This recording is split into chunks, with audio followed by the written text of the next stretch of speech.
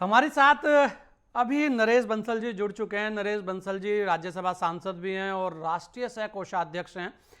हमारे साथ हैं, उत्तराखंड से हैं। नरेश बंसल जी, पहले तो आपको बधाई, 3 राज्यों में आपकी सरकार बनती दिख रही है। हाँ, तेलंगाना में जरूर एक झटका है, लेकिन फिर भी 3 राज्य है, वो भी बड़े राज्य। नमस्कार।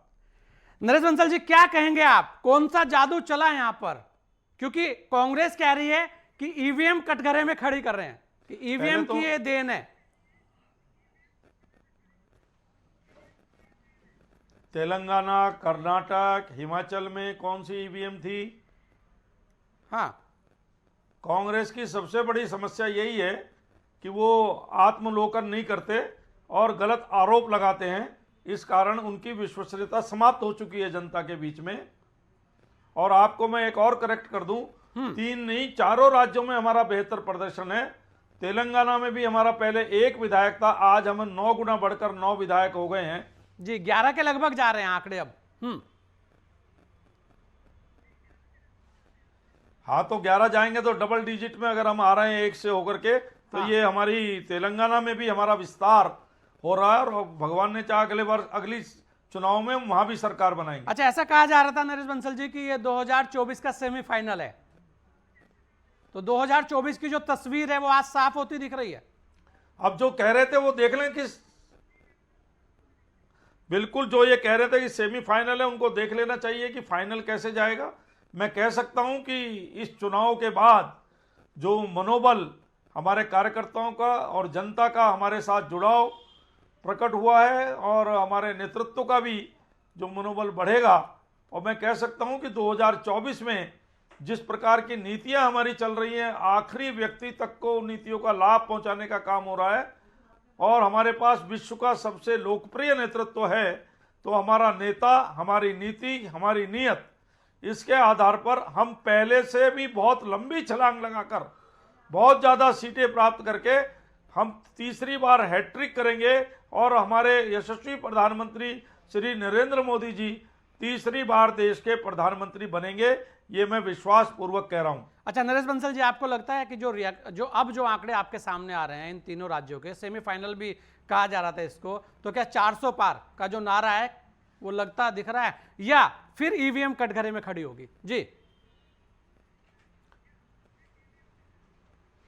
देखिए, ये तो इनको चिल्लाना है ही है, ये अलग बात है, ये क्या चिल्लाएंगे, क्योंकि इनके पास मैंने वही बताया ना, इनकी सबसे बड़ी कमी है, हम भी कभी 2 थे, लेकिन हम निरंतर अपना आत्मलोकन करते रहे, अपना सुधार करते रहे, अपना सेवा करते रहे जनता की और आगे बढ़ते गए। ये ना करके अनाप शनाप आरोप लगाते हैं और उसी में खोए रहते हैं, इसलिए इनकी विश्वसनीयता जनता के बीच में 0 हो गई है, 0। अच्छा नरेश बंसल जी, लगातार आप चुनाव में घूमते रहे हैं, बहुत सारी चीजें आपने देखी भी होगी। ये कहा जा रहा था कि मुद्दे थे इस बार, बहुत सारे इस तरीके के मुद्दे लेके आए गए, जातिगत जनगणना की बात हुई, जातियों की बात हुई, उसके अलावा और भी छोटे छोटे ऐसे चीजें जैसे क्षेत्रवाद की बातें भी हुई हैं, इस तरीके की चीजें आई हैं, लेकिन जनता ने शायद इस बार सबको नकारा और जनता वापस विकास की ओर या विकास की नीतियों की ओर जाती दिख रही है। निश्चित रूप से जनता ने विपक्ष की सारी चीजों को नकार दिया और एकमात्र मोदी गारंटी पर भरोसा किया है। जनता ने यह माना है कि जहां मोदी है वहां विजय है, मोदी है तो मुमकिन है, और सारी गारंटियों को मोदी गारंटी जो है उसको सबसे ऊपर दर्जे जनता ने दी है। जनता को भी मैं इसके लिए बहुत बहुत धन्यवाद करता हूं, उनका वंदन करता हूं कि उन्होंने हमारे नेता, नीति, नीयत पर भरोसा किया है। अच्छा, आपको क्या लगता है, शिवराज सिंह चौहान, लगातार ये कहा जा रहा था कि मध्य प्रदेश संकट में है, लेकिन वहां पर लाडली बहना ने बड़ा खेला कर दिया।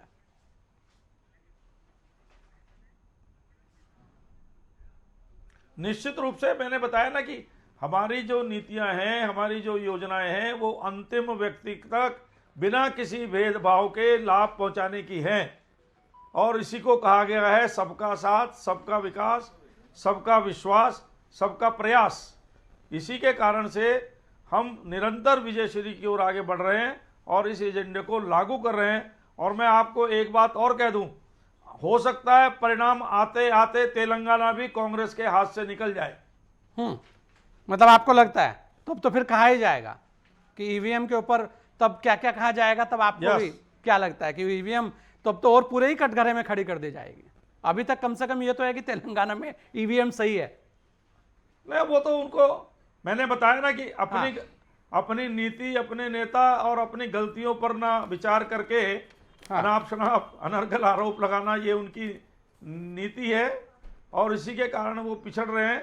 मैं बराबर देख रहा हूं कि तेलंगाना में ऊपर नीचे हो रहा है, 1-2 सीट का अंतर आ रहा है, तो हो सकता है। अच्छा, अगर नरेश बंसल जी पूरे चुनाव को देखें तो सबसे जो श्रेय की बात हम करें, क्योंकि भारतीय जनता पार्टी के अंदर एक ही चेहरे पर चुनाव लड़ा गया है, आप भी वही कहेंगे, लेकिन फिर भी अगर हम बात करें शिवराज सिंह चौहान और छत्तीसगढ़ और राजस्थान जो महत्वपूर्ण थे, ठीक है, आपने कहा कि तेलंगाना के अंदर आप बढ़ रहे हैं, आपने एक ग्राउंड तैयार किया है, लेकिन श्रेय किसे देंगे इस पूरी जीत का? श्रेय तो सब जानता है। हमारे पास विश्व के सबसे लोकप्रिय, भारत के यशस्वी प्रधानमंत्री नरेंद्र मोदी जी का नेतृत्व है। तो मैंने पहले ही बताया, हमारा नेता और हमारी पार्टी की नीतियां अंतिम पायदान पर बैठे व्यक्ति के विकास के लिए है। हम भारत को विकसित राष्ट्र बनाने के लिए चले हैं, संकल्पबद्ध हैं और हमारी नीयत ईमानदारी से नीतियों को लागू करने की है। तो हमारा नेता, हमारी नीति, हमारी नीयत, इन तीनों को मिला करके इसका श्रेय है। चलिए, बहुत बहुत धन्यवाद नरेश बंसल जी, आपने अपना समय हमें दिया।